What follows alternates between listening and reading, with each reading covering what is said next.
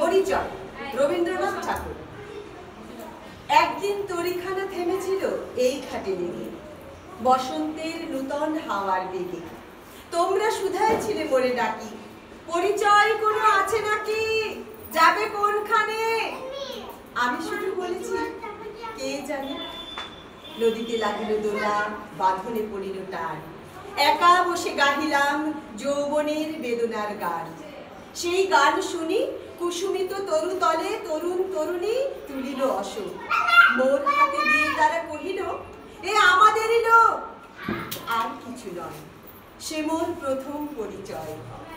তারপরে জোয়ারের বেলা সাঙ্গ হলো, সাঙ্গ হলো তরঙ্গের খেলা।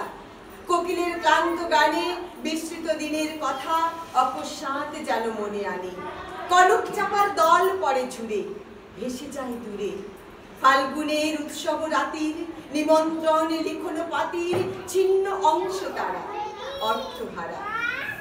ভাটার গভীর টানে তরিখানা ভেসে যায় সমুদ্রের পানে।